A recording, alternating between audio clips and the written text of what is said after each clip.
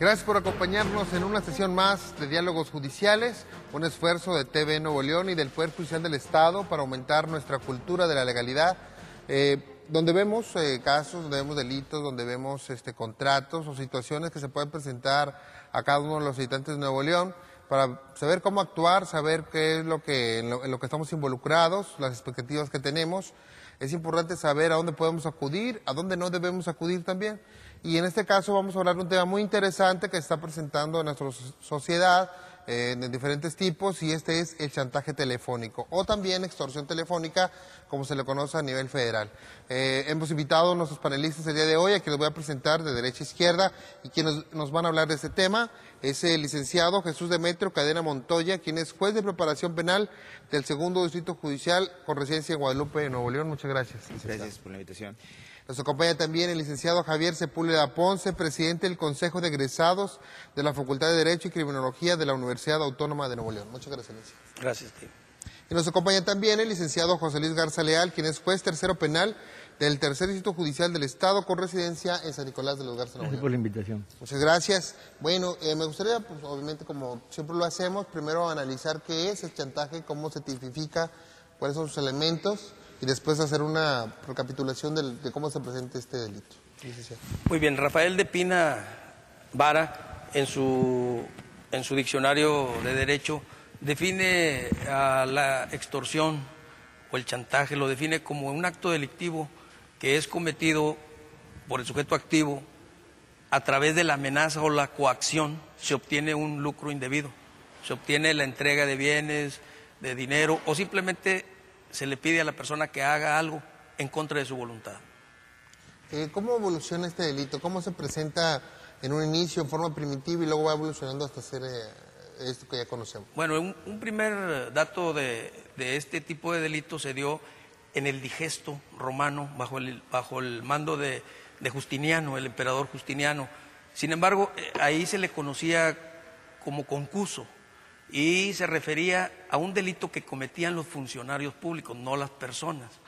Pero evoluciona hasta el punto en que en el año 2000 en Colombia fue donde tenemos el primer registro de este tipo de chantaje telefónico, de extorsión telefónica, y fue motivado precisamente porque la Policía Nacional realizó una serie de actividades tendientes a atrapar narcotraficantes y miembros de las FARC, y cuando estuvieron dentro de los penales, de forma ingeniosa encontraron la manera de seguir financiando sus actividades delictivas, y fue a través del chantaje o extorsión telefónica.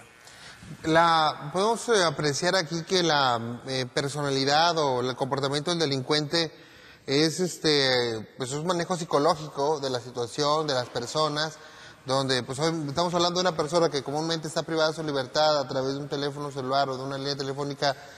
Se habla a un particular y le empieza a amenazar o lo obliga, a través de esa coacción, de esas amenazas, a hacer algo que pues obviamente le va a perjudicar en forma económica. ¿Cómo se llega, pues, cómo se da esa violencia moral para que pueda actuar de esa manera la gente? Es coacción, y la hacen a través de la intimidación. Ese es el vínculo que une al delito. Y en México aparece a finales del 2001, principios del 2002, es donde se tienen los primeros registros del chantaje telefónico, y los registros nos conducen hacia los penales. Ahí fue donde los delincuentes empezaron a trabajar este tipo de metodología a través de la intimidación telefónica, pero originalmente no nació realmente como un chantaje, sino que lo veíamos como una especie de fraude. Te voy a explicar con un ejemplo. Sí. Cuando se inició este tipo de actividad delictiva, no se intimidaba, sino se engañaba. ¿Sí? ¿Cómo? Se llamaba por teléfono y se hacía pasar por un familiar, se hacía pasar por algún vendedor, por algún empleado de algún lugar donde representaba a una empresa que otorgaba un premio, pero no había la intimidación, no había la coacción, sino solo el engaño de decir: yo soy tu familiar y estoy en el extranjero, me están deteniendo, etcétera, etcétera. Sí, claro. Así es como se apareció por primera vez, y evoluciona, ¿sí? Evoluciona, y lo trasladan a la intimidación, en donde ahora la llamada se hace diciendo: te voy a causar un mal, voy a matar a alguien, tengo secuestrado a un hijo tuyo, etcétera. Y esa es la manera en que evoluciona y lo que conocemos ahora como extorsión telefónica. Pero van más lejos. En el Estado de México, en el área periférica o metropolitana del Distrito Federal, se ha llegado a tal sofisticación y se ha llegado también al grado de crear una organización delictiva especializada en este tipo de extorsión telefónica, y se hacen acompañar o se allegan elementos de la propia familia o amigos que están en el exterior de los penales para que tomen fotografías de las personas que piensan extorsionar, y entonces robustecen su coacción telefónica enviando fotografías al domicilio para hacer más creíble la amenaza. Y la estadística dice que 4 de cada 10 extorsiones telefónicas tienen éxito. Licenciado, ¿cómo se está dando el comportamiento en el Estado ya en el ámbito judicial en ese tipo de delitos? ¿Realmente se están denunciando los delitos? ¿Están llegando a los juzgados? Mire, en la práctica no es muy común que se consigne un caso. Yo en mis tiempos que tengo un solo caso de chantaje, pero es muy difícil en este tipo de situaciones justificar el cuerpo del delito y más que todo la responsabilidad. ¿Por qué? Porque es vía telefónica. Con el número de los teléfonos, ahorita el problema que tenemos con los teléfonos de que pues son privados, no tienen el número registrado, está a nombre de otra persona, no es posible determinar quién está de aquel lado de la línea para poder en un momento dado fincarle una responsabilidad. ¿Por qué? Porque volvemos en las amenazas. ¿Cuál es el bien jurídico tutelado en las amenazas? Es la libertad psíquica de las personas. Ese es en las amenazas. Y en el chantaje es el patrimonio y libertad de las personas. Esos son los bienes jurídicos tutelados. Y en la materia federal se denomina extorsión, que es básicamente lo que es el chantaje a nivel foro común. Pero en la práctica es muy, muy difícil que la Procuraduría nos consigne un caso de estos, pues porque los elementos para justificar la responsabilidad de las personas es muy difícil, y además mucha gente por temor no denuncia, y ese es el problema que tenemos, que no hay denuncias y no se puede ver, la autoridad no tiene conocimiento de ese caso, por lo tanto no se puede actuar. Las personas en este caso muchas veces, además que castigar a la persona que los amenaza o los chantajea, busca más también la reparación del daño, busca que el dinero que entregó además pues les sea devuelto, pero pues, si no hay una responsabilidad, pues es muy difícil también que esto pueda suceder. Definitivamente, si nosotros no denunciamos ante la autoridad correspondiente, que es la Procuraduría, del problema que se te suscitó, pues de ninguna manera van a darle seguimiento a ese caso. Y para poder darle seguimiento tienes la denuncia, y para poder en un momento dado que te reparen el daño a la persona ofendida, en este caso, pues a la persona que entregó el dinero a cambio de que no le causara ningún daño, ¿verdad? Se ha ido modificando el artículo de la 395 del chantaje con el código, se ha ido adecuando a las necesidades. Sí, ese era mi punto ahorita. ¿Cómo se ha evolucionado nuestra legislación en este sentido? Ha habido tres reformas por modificación y por adición. El 13 de marzo del 2007, el 30 de abril del 2008 y el 17 de julio del 2009 se han ido incrementando y modificando el mismo artículo. Es un solo artículo, el 395, que nos da toda la pauta del chantaje. Y ya la última reforma que se adicionó fue el chantaje telefónico, porque antes no estaba contemplado. ¿Habrá otro tipo de chantaje aparte del telefónico ahora con los medios de comunicación, las redes sociales y cosas? Sí, así es. En realidad el delito de chantaje como tal ha existido desde mucho tiempo atrás. No era específicamente relacionado, ni se creó el tipo penal en relación con propiamente esas cuestiones que se ha dado en llamar extorsión telefónica. Ya existía desde mucho tiempo atrás. Se ha ido modificando, como bien lo decía el juez Garza Leal, con motivo precisamente de la realidad que nos empieza a superar. Y era en un principio difícil ubicar esta figura cuando surgieron las llamadas extorsiones telefónicas dentro de un tipo específico. Entonces, yo recuerdo en mi tiempo en el Poder Judicial que el primer contacto con un proceso de este tipo fue para allá de 2004.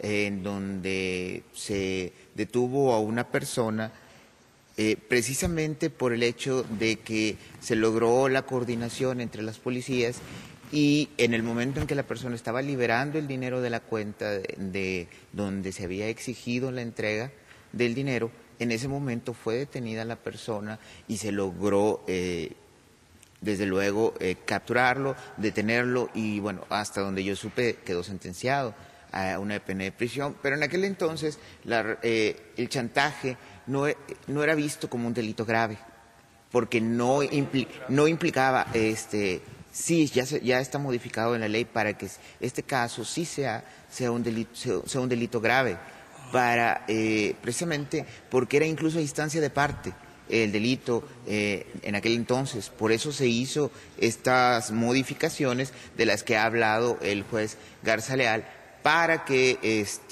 encuadrar esta figura de la extorsión telefónica dentro del chantaje, y se ha incrementado penas dado la gran cantidad de casos que escuchamos que suceden, porque en realidad la estadística no marca esa alarma que la sociedad tiene en relación con el delito de chantaje.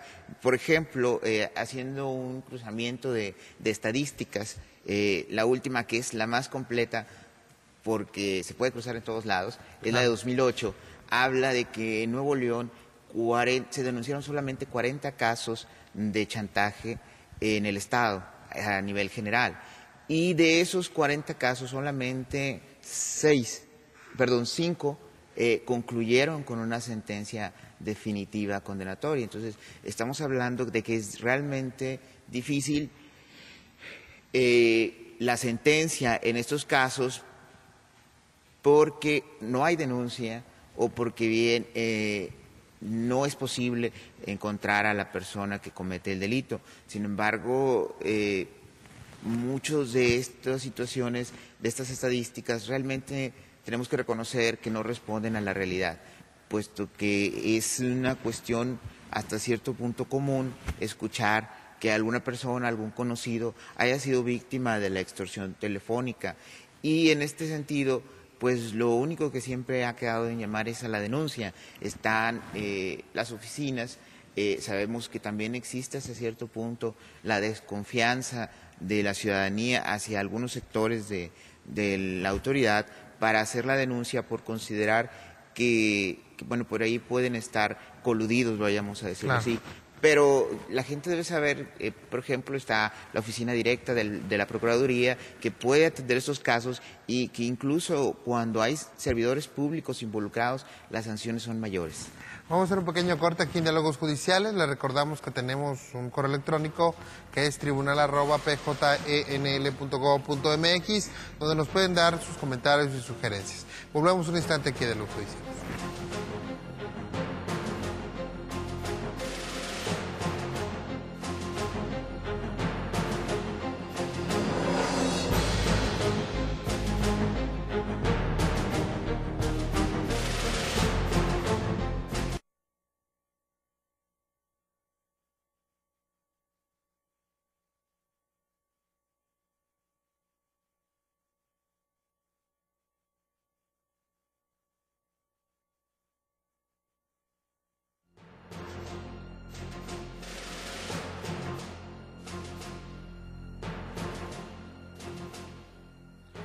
Gracias por seguir con nosotros aquí en Diálogos Judiciales. Estamos tratando el tema de chantaje telefónico, o también la extorsión telefónica, como quiera usted llamarle. En la materia, me comentaban que en la materia federal es extorsión, en la materia local es chantaje, pero básicamente es el mismo problema. Yo creo que en Nuevo León, en el país, muchos de nosotros hemos tenido la desgracia de conocer a personas que se les han hablado para tratar de exigirles dinero con base en amenazas y demás. Y como lo comentaba el licenciado Sepúlveda, en un inicio estos chantajes, estos engaños, que eran más que nada fraudes, se hacían a través de que decían habías ganado el premio del boletazo y que compra tarjetas telefónicas y demás. Pero ha evolucionado, estamos viendo un comportamiento de la delincuencia donde pues está haciendo rehenes a la sociedad ahora de este tipo de delitos. Una cifra que nos daba el licenciado Garza Leal, pues muy interesante, pero también algo preocupante es que pues, no se denuncian estos delitos. Muchas veces la gente también prefiere ahorrarse la pena de decir que fue engañada y demás, y no hace el conocimiento de la autoridad como debe de hacerlo, que fue víctima de una de estas personas, ¿no? Sí, mire, en estos casos el delito de chantaje son procedimientos secretos, que eso es para cuidar la integridad de la persona y de los familiares de las personas. Entonces, no se publican, no se llevan a cabo ninguna diligencia pública, sino es, inclusive es en el mismo penal del Estado, nosotros la damos a los reos. ¿Para qué? Para evitar todo tipo de situaciones y proteger a la persona que denuncia. Por ese lado, la autoridad, o sea, los legisladores actuaron de muy buena manera para no exponer a las personas que denuncian ese tipo de delitos, ¿verdad? O sea, el procedimiento como que se blindó para que las víctimas no tengan, o no les van a llamar otra vez o amenazándolas por haber denunciado estos hechos. Aún así, consideramos que, bueno, debe de considerarse que es necesario que debamos de denunciar y también tener el valor cívico para, al menos que se haga constar en las estadísticas, ¿no?, de que se fue víctima de uno de estos delitos, para que la autoridad reaccione, ya sea pues los diputados reforzando las leyes, ya sea las autoridades investigadoras haciendo su parte, pero también es necesario que la participación ciudadana crezca en ese sentido, ¿no, Alicia? Sí, creo que la participación ciudadana debe de hacerlo. Una vez que ya se cometió el delito, pues debe denunciarlo. Pero también debería de tomar medidas para evitar que se consuma este delito. ¿Qué podríamos recomendar? Primero, que conozcan el modo de operar. ¿Cuál es el modo de operar? A través, desde luego, de la llamada telefónica, hábilmente, con preguntas bastante ingeniosas, abordan a las personas y obtienen de ellas información. Entonces yo le diría al público que tenga mucho cuidado con las llamadas telefónicas y que lo haga saber al núcleo familiar para no proporcionar nombres, porque mira, han sido tan ingeniosos los delincuentes que se dedican a esta actividad que utilizaron, por ejemplo, el grave caso de influenza en México para llamar y hacerse pasar por personal de la Secretaría de Salud diciendo que iban a vacunar a todo tipo de personas, pero necesitaban saber sus edades y sus nombres para generar un pedido de vacunas, ¿sí? Entonces se muestran realmente ingeniosos. Sí. Por otra parte, llaman diciendo que son empleados de la Secretaría de Educación y que les van a otorgar becas a todo tipo de alumnos de todas las edades, inclusive de facultades, y empiezan a obtener información de nombres, dónde estudian, en qué grado están, desde luego el sexo, etcétera, de la familia, y es lo que aprovechan para luego extorsionarlos. Y te digo que son sofisticados porque se hacen acompañar de cómplices, aunque estén en los penales recluidos, que el 90% de las extorsiones telefónicas salen de penales, ¿sí? Se hacen acompañar de cómplices y los mandan a tomar fotografías a los domicilios para, te decía hace rato, robustecer esa coacción, ese engaño, esa amenaza que viene implícita en la extorsión telefónica, y mucha gente cae en el engaño. Entonces yo le sugeriría a la gente que nos ve que sean muy cautelosos, ¿verdad? Nadie regala nada por teléfono. Claro. Y les dicen que van a ir a un viaje o que se sacaron un automóvil, una camioneta, o bien que una vez que han sido contactados eviten en lo posible proporcionar todo tipo de información personal, ¿sí?, para evitar ese tipo de cosas. Y si ya tomaron la llamada, con toda precaución, no contesten, no proporcionen datos y cuelguen el teléfono. Eso es lo que yo recomendaría.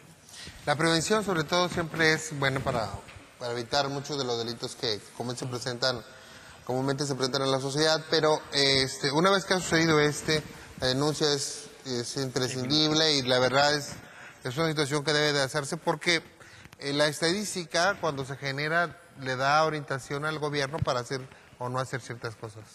Así es. Y aquí cabe resaltar que el delito de chantaje no se consume o no se materializa hasta que la persona afectada o a la que se le está haciendo la extorsión entregue el dinero. Es desde el momento en que recibe la amenaza, la llamada, porque lo que el tipo penal o la descripción legal requiere es la persona, que con ánimo de obtener un lucro se amenace a una persona o a un familiar o bien causarle algún tipo de daño. Entonces, mucha gente también nos vemos en esta cifra negra de delito, de la delincuencia, que mucha gente que no hace caso a estas llamadas y que simplemente cuelga, no denuncia estos hechos. Y entonces todavía ahí hay mucho donde trabajar, porque todos estos hechos nos podrían permitir identificar el modo total operandi. Es cierto, en un principio,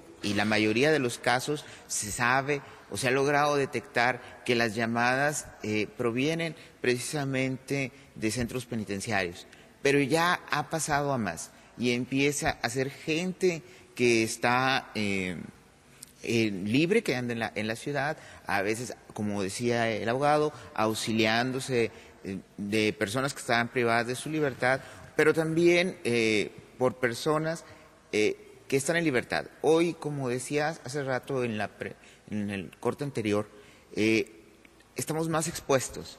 La sociedad, los medios de comunicación, las tecnologías de la información que hoy existen nos han expuesto mucho más. Vemos, por ejemplo, que de acuerdo con los sistemas, algunos sistemas de cómputo, se puede buscar un domicilio y simplemente desde el satélite muestra la casa. Y eso ya es información que una persona que quiere hacer uso indebido de la misma puede sin duda alguna llamar, a buscar un domicilio, buscar el teléfono, o quizás en el directorio telefónico encontrar el teléfono, luego buscarlo a través de un sistema satelital, que esto ya es lo que viene sucediendo, y le dan los datos de tu casa, etcétera. Entonces uno tiene que ser muy precavido con eso en relación, desde luego, como decía el abogado, en la información que proporcionas, e incluso en las redes sociales, que son útiles en muchos sentidos, porque son formas de comunicarse, pero también debe ser uno cuidadoso con la información personal que uno deja ahí en esas redes, porque finalmente siempre hay personas que están buscando cómo obtener beneficios indebidos de estas situaciones. Entonces, aquí volviendo al punto, la denuncia es muy importante porque es la forma en que el Estado puede medir el impacto que tiene no solo en el desarrollo personal, sino incluso económico de la sociedad, este tipo de delitos. Se oye, y esto entra en, lo que se corre de rumores es de que, fulanito fue víctima de una extorsión telefónica, esta otra persona, pero a final de cuentas, si las estadísticas, que son a final de cuentas los números duros, sí, no nos permiten tener una base sólida, entonces lo que pasa es que realmente empieza a crearse una especie de psicosis, en que a final de cuentas ya cualquiera puede decir, a mí me extorsionaron, etcétera, sí, y no permite también establecer los mejores planes, las mejores políticas para poder poner un freno a este problema. Entonces, aquí lo importante es la denuncia. Como ya lo dijo el señor juez, también los resultados de la investigación son privados. El proceso es privado y el código ha permitido o ha diseñado una serie de inclusive, y a que no tenga contacto también directo en el proceso con la persona agredida, con la persona que la estuvo victimando. Sí, hemos insistido los tres panelistas en el sentido de la denuncia, pero en mi opinión personal creo que está desincentivada la denuncia precisamente por los escasos resultados. Ahorita lo decía el juez, solo un caso tiene y que ha sido difícil llegar a la sentencia y también mencionó que es difícil probarlo. Bueno, pues la verdad es que ante la escasez de resultados de castigo a este tipo de delito, pues probablemente la ciudadanía no tenga un buen mensaje. Pero viene siendo un círculo vicioso, ¿no? No denuncio, no tengo resultados, no denuncio y así se va haciendo un ocultamiento de lo que en realidad, de la realidad, ¿no? Lo que señalo es una causa. Sí invito a la ciudadanía a hacer la denuncia. Lo que digo es que quizá se desincentivan ante la escasez de resultados. La situación también es que cuando a una persona le llaman y le hacen esta amenaza y al final de cuentas, pues no sé, cuelga el teléfono, como usted lo dice, pues ya la libré ya y se olvida del problema porque si ya no lo tuve, ¿no? Y la conciencia social no viene solamente del decir, bueno, la libré o no la libré, sino de pensar en el otro, ¿verdad? De pensar, oye, esto, pues a mí yo la libré, pero a lo mejor no, el otro no la va a librar. Y tenemos que también empezar a hacer ese tipo de cuestionamientos morales, digamos de una forma, o sociales, donde está nuestra participación dentro de esta situación. Definitivamente, como son procesos secretos, yo digo, yo no llevo uno, ¿verdad? Pero a lo mejor algunos compañeros jueces puedan tener más casos de estos. Como no tenemos conocimiento de publicidad en las listas de acuerdos y todo eso, no se puede determinar cuántos casos tenemos. Pero sí es importante que se haga la denuncia y que la Procuraduría en un momento dado haga la investigación correspondiente para llegar a una sentencia condenatoria y no haya ninguna falla en cuanto a un amparo. Vamos a hacer un pequeño corte en diálogos judiciales. Le recordamos que tenemos también dos teléfonos, que es el 2020-6002 y el 2020-6003, donde nos pueden llamar para hacer comentarios, sugerencias o algunos temas que quieren que tratemos aquí en este programa, así como también cualquier otra situación, a lo mejor de carácter personal, o tenga algún problema o algún conocido suyo presenta una dificultad de carácter legal, nosotros no lo asesoramos, pero podemos orientarle a dónde acudir, a qué instancias de gobierno se puede ir para tratar de resolver sus problemas. Volvemos un instante aquí a Diálogos Judiciales.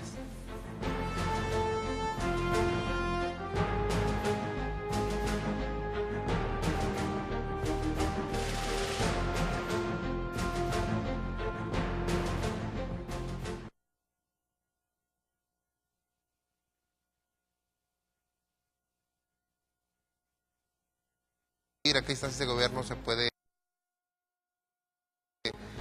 ir para tratar de resolver sus problemas. Volvemos un instante aquí. Gracias por seguir con nosotros aquí en Diálogos Judiciales, este esfuerzo del Poder Judicial del Estado y TV Nuevo León para aumentar nuestra cultura de la legalidad. Estamos tratando ahora el tema de chantaje. Le recordaba antes del corte que pueden llamarnos o dirigirnos un correo electrónico, visitar nuestra página en internet para hacernos ver qué temas pueden interesarles. Y agradezco mucho a las personas que han llamado, que nos han visitado, que nos han mandado estos correos planteándonos sus casos, que algunos ya hemos tratado aquí en algunos programas. Y sobre todo, pues casi siempre la recomendación es buscar una buena asesoría jurídica, tal vez a través de la Defensoría de Oficio del Estado, que es gratuita, y que donde absorbe la mayor parte de los casos que requiere la sociedad. Ya cuando son casos más complejos, pues se requiere una participación a lo mejor de un abogado particular y demás, que tenemos muy buenos abogados en Nuevo León. Aquí un ejemplo, el licenciado Sepúlveda. Y la verdad es que siempre hay una solución a cada problema. Siempre hay la manera. Muchas veces pensamos que la solución es una, pero los profesionales del derecho buscan soluciones que a uno no se le pueden ocurrir. Y yo creo que es lo importante buscar ayuda y apoyo en estas circunstancias. Bueno, volvemos al tema del chantaje y la extorsión. Ahorita cuando comentó usted, licenciado Sepúlveda, esto me comentaba, la mayor parte de estos casos de chantaje se dan en los penales y la gente pues obviamente reacciona ante esa información y dice, pero ¿cómo es posible que estando ahí dentro pues se les permita llamar y hacer todos estos... Obviamente también tenemos que ser conscientes de que la corrupción de autoridades, que del cohecho que existe en algunos de estos centros ha permitido esa situación, pero también lo ha permitido el hecho de que pues es un delito tan lucrativo que permite incluso tener tecnologías que inhiben el esfuerzo de las autoridades también para impedir que se hagan este tipo de chantajes, ¿no? El procurador Batis en su tiempo instaló en el Distrito Federal, en su tiempo, desde luego, cuando fue procurador, instaló bloqueadores de señal para los celulares. ¿Pero qué hicieron? Evolucionaron tecnológicamente los delincuentes, consiguieron satelitales. ¿Cómo llegan a las manos de los reos? A través de la cadena de corrupción, ¿sí? Y no se pudo frenar, fue un fracaso. Ahorita tenemos a nivel federal también el famoso Renault. Sí, ¿verdad? Que la gente tuvo resistencia muchas veces también, porque ya sabían, oye, si me chantajean, sin saber mi número, pues a veces se los doy. Pues, Lo que sucede es que los chantajistas telefónicos o extorsionadores telefónicos primero utilizaron la guía telefónica como fuente de información, pero ahora nuevamente con las herramientas de la tecnología electrónica, pues tienen acceso a unas bases de datos bastante completas y por eso la ciudadanía, cuando se le pidió que registrara su línea celular, tenía que dar su RFC, su domicilio, su nombre, etcétera, pues nos mostrábamos renuentes a proporcionar todo ese tipo de información confidencial. ¿Por qué? Porque no tenemos la certeza de qué tan segura pueda quedar esa información y que no vaya a dar a manos precisamente de la delincuencia organizada. Aquí hay un problema o un punto bien importante que tenemos que ver. La mayoría o todos queremos siempre que el gobierno nos brinde protección. Claro. Esa es su función, además. Porque Claro. esa es la esencia del Estado mismo, el tener el monopolio de la fuerza y desde luego proteger con ella a los ciudadanos. Pero nosotros también no queremos renunciar a nuestros derechos y no queremos ningún menoscabo de nuestras libertades y nada que afecte o considere que nos disminuya. Entregar esta información, independientemente de que pueda ser utilizada o no indebidamente y que sería motivo incluso de buscar sancionar eso, lo cierto es que era necesario y que es necesario precisamente para contar con esas bases de datos. Muchos usuarios prefieren aquellos teléfonos que permiten hacer que la llamada suene como privado y no queremos que se bloquee esa situación. Cuando a final de cuentas, como decía hace rato, vemos por nosotros y lo que a nosotros nos toca, pero no permitimos o no queremos proporcionarle también al Estado las herramientas para que pueda llevar a cabo una mejor función.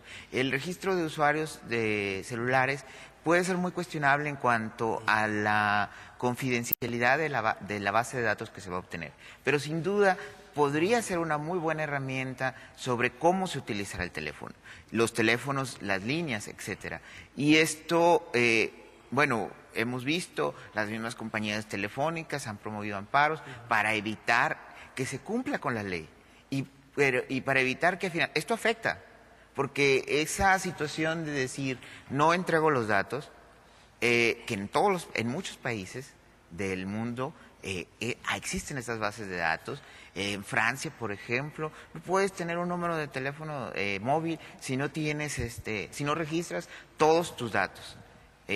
Aquí en México nosotros somos reacios a esto y generalmente esto es algo muy común en el continente americano. Los norteamericanos quieren que se evite la violencia, que generan las drogas, pero no quieren perder el derecho a tener el acceso a comprar armas y limitado, cuando esa es una de las causas que más genera violencia por el uso de drogas. Aquí también, en general, los mexicanos no queremos perder nuestros derechos, no queremos vernos limitados, pero sí queremos que el Estado lo haga con los menos herramientas posibles. En cuanto a, final de cuentas, la confiabilidad, esto también va a redundar en el hecho de la rendición de cuentas. Si llegase a determinar que hubo un mal uso de esas bases de datos, debe sancionarse y debe exigirse el castigo y llegar hasta ese nivel.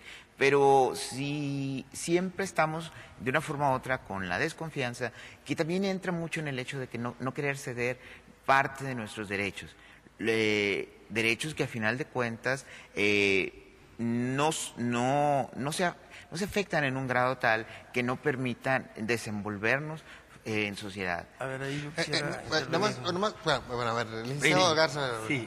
No, volviendo al tema que decía el licenciado de que en los penales de los estados hay algo de corrupción. El Código Penal establece una sanción de 1 a 5 años más de prisión si las personas que ayudan en este tipo de delitos de chantaje son funcionarios públicos, son de la Procuraduría, son personas que trabajan en el mismo penal y son los de admisión de justicia. Entonces, hay que hacer ver a la gente que las personas que ayudan a esta gente dentro de los penales también son sancionados con una pena agravada, porque la pena inicial es de 4 a 10 años, y si hay una penalidad de algún secuestro o algo es de 8 a 15, más 5 años más que le da porque eres funcionario público y le estás ayudando. Y una mitad más cuando se hace a través de la vía telefónica. Sí, aquí te habla de 5 años, ¿verdad? Entonces aquí la situación es hay que entender a la gente, hacerle que también los funcionarios tienen responsabilidad en un momento dado. Claro, obviamente, porque tienen en sus manos pues, una ventaja considerable para delinquir, digamos, ¿verdad? Exactamente, ayudar a delinquir. A delinquir. Sí, yo me iba a referir a lo que comentaba el licenciado Demetrio, en el sentido de proporcionar los datos y la reacción de la gente a no darlo. Y tendría que utilizar una frase coloquial en el sentido de que la burra no era arisca, la hicieron, ¿no? Los golpes. Y me refiero a esto porque en algunos lugares como Tepito o en algunos otros que les conocen como pulgas, hemos encontrado bases de datos a la venta. Sí. En disco. Ha salido en la noticia. Puede ser el registro de vehículos, puede ser lo del IFE está ahí, el RFC, no sé, el CURP. El INEGI. Tenemos, entonces, a lo que me refiero precisamente es, estoy de acuerdo en centrarnos en un marco de legalidad y proporcionar lo que el Estado nos pide para combatir la delincuencia. Pero, insisto, la gente se resistió porque podemos tener al alcance de la mano y de unos cuantos pesos toda una base de datos como esa. Sí. Yo conozco algunos lugares que he transitado de compras y he visto ahí anunciado a la venta las bases de datos del CURP, por ejemplo. Sí. Yo quiero agregar un punto, haciéndome partícipe de la opinión del licenciado Cadena, porque yo me he dado cuenta, no sé si ustedes están de acuerdo conmigo, de que muchas veces la gente, bueno, incluyéndome yo, ciudadanos, decimos, no, es que el Estado no castiga, no está investigando, no está haciendo esto, no está haciendo el otro. Y cuando a mí me piden hacer algo como ciudadano, pues no, porque violentan mis libertades y demás. O sea, que se haga justicia en los güeyes de mi compadre, ¿verdad? Coloquialmente habla. Entonces, yo creo que también tenemos que darnos cuenta de que México no es el México, desafortunadamente, de hace 20 años, donde pues era casi impensable pensar que alguien te va a hablar a tu casa y te va a empezar a chantajear, ¿verdad? Incluso hablabas, ¿y quién habla? Pues habla Juanita y no sé qué, y le das toda la información, ¿no? que era pertinente. En este caso también la prevención, incluso saber que las consecuencias de lo que está sucediendo, el estar enterado, la obligación de la sociedad de saber en qué estamos viviendo y en dónde estamos actuando, ahora estamos viviendo, eso es también una responsabilidad muy grande, porque si la gente evita caer en ese tipo de riesgos, también evitará la acción de la justicia o evitará por consecuencia un proceso largo y tedioso, o a lo mejor tener que lidiar con la autoridad que a la que la Entonces tendríamos un primer círculo de protección. Exacto. Tiene que ser autoprotección. Autoprotección. Y después un segundo círculo de protección. Que ya es una protección del Estado. El Estado nos la va a proporcionar. Y estoy de acuerdo con ustedes en el sentido de que la ciudadanía debemos de participar con nuestra ayuda, proporcionando lo que la autoridad nos pide. Pero también como ciudadano lo digo, esta ayuda va a aumentar el día que veamos resultados. Yo no estoy diciendo que la autoridad no hace nada por combatir el delito. Sí. Es difícil combatir este tipo de delito por la tecnología que se utiliza. Pero estoy seguro que en cuanto veamos que los extorsionadores empiezan a caer, son procesados y son sentenciados, entonces vamos a estar seguros de que las autoridades están haciendo lo correcto y vamos a tener una participación más activa. Por ejemplo, y quiero recalcar que sí es cierto el beneficio de tener un proceso en forma secreta, pues eso le garantiza al ciudadano que su nombre no va a estar cuestionado ahí en los tribunales en forma pública, y eso debería de darles la certeza de que al hacer su denuncia no van a ser expuestos. Bueno, la cuestión también es que ese tipo de juicios secretos, está bien, la protección es secreto en cuanto a la víctima, pero no en cuanto al delincuente. No. ¿O sí? No. En este caso, ¿por qué? Porque mucha gente dice, oye, ya agarraron un chantajista y operaba así, así haces el otro. La gente puede también saber si se maneja que sea secreto en beneficio de los ofendidos y de las víctimas del delito. Es más que todo para proteger a las víctimas del delito. Inclusive al reo no lo sacamos del penal, vamos y tomamos declaraciones hasta allá para evitar el traslado y pudiera haber alguna fuga o alguna cuestión por ahí. Bueno, vamos a hacer otro corte más aquí en Diálogos Judiciales. Les recordamos que tenemos también una página electrónica en el Poder Judicial del Estado, que es www.pjenl.gov.mx, donde pueden encontrar valiosa información, pueden encontrar diálogos judiciales, ya con eso es suficiente para abrir la página. Y también pueden encontrar dónde están los juzgados, sus teléfonos, preguntas, dónde le pueden atender en el Centro Estatal de Métodos Alternos para resolver conflictos. Le invitamos a que la visite y volvemos a instante aquí a Diálogos Judiciales.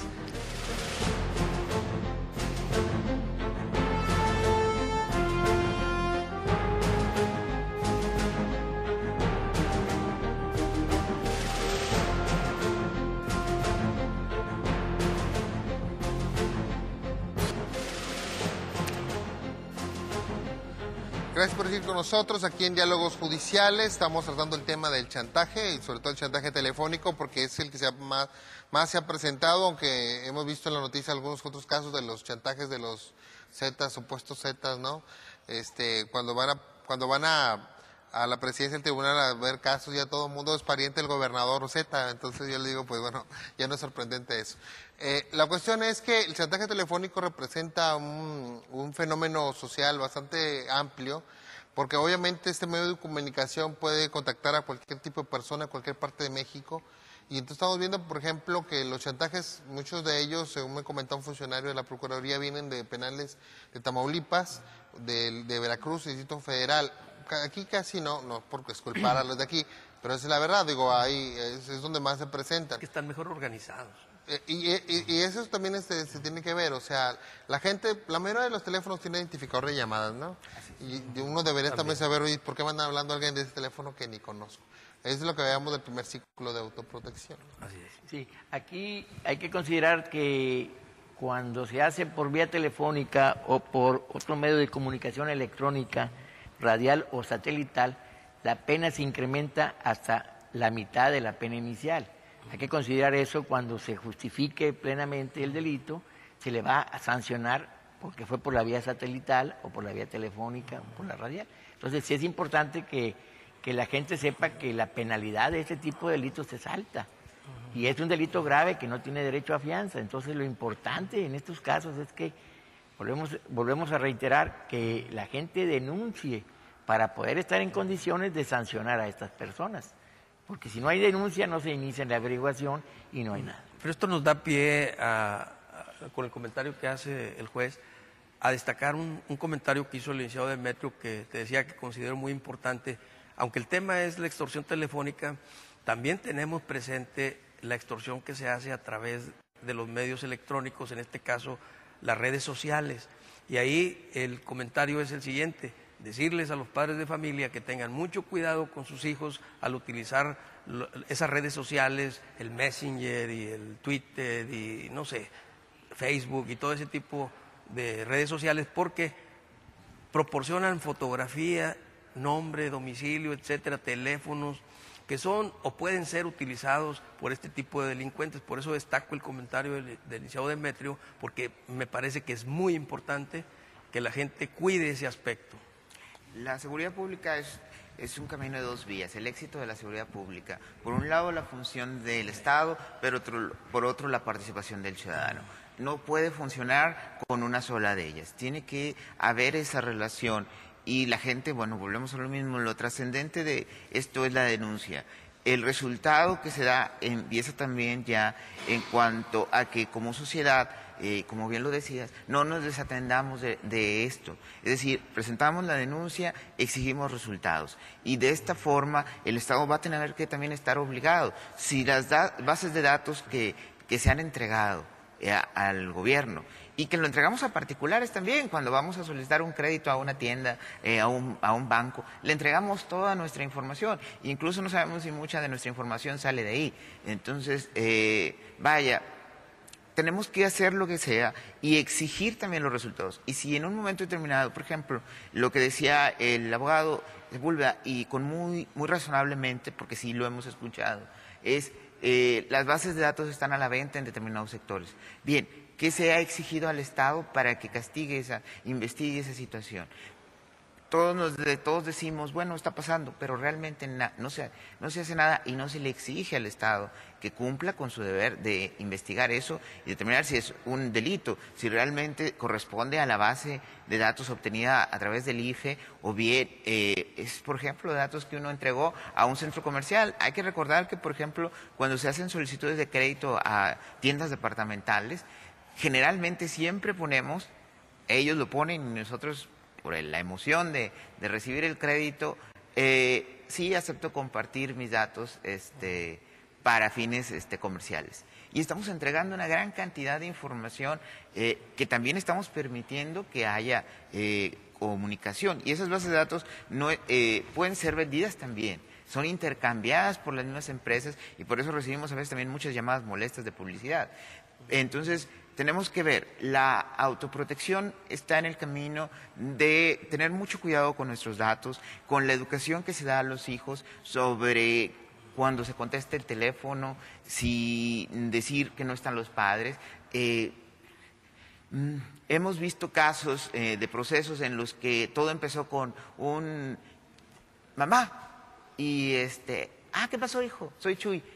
Casi en la mayoría de las casas hay un Jesús, hay un José, hay una María. Sí, claro. Entonces es muy fácil a veces caer víctima de estas personas porque, bueno, hay una cierta cultura. Entonces tenemos que tener mucho cuidado con la información que revelamos, la misma información que nosotros damos cuando recibimos una llamada desconocida y desde luego volvemos a lo mismo, es denunciar, hacerlo saber porque... Por ejemplo, la medida de el registro de celulares es una reacción del Estado ante un problema, pero es una reacción que no está, un problema que no está totalmente documentado y que solamente es parte de la opinión pública. En la medida en que surjan más procesos, la ley va a dar muchísimo más... va a tener que actualizarse. El chantaje telefónico es algo relativamente nuevo y que no vivíamos hace 15, 20 años, pero también tenemos que recordar que hace 15, 20 años no existían los teléfonos celulares o no eran de uso común. Las mismas líneas convencionales eran pocas. Era raro incluso que hubiera teléfono en un sector, en una colonia. Ahorita esto es algo bastante común. Entonces, va a la par. Vamos teniendo nuevos beneficios, pero tenemos que saber que eso también implica responsabilidades, implica cuidado, la autoprotección para poder funcionar. Si nosotros no le entregamos también en esta parte el apoyo que el Estado necesita, que es la información, lo que se está produciendo, el Estado difícilmente va a poder reaccionar. Lo ha ido haciendo, porque lo comentó el juez Garza Leal. Ha habido 3 reformas de 2002 a la fecha. Y esto ha sido con motivo precisamente de esas, por ejemplo, 40 denuncias que hubo en el 2008. Ahorita van 14.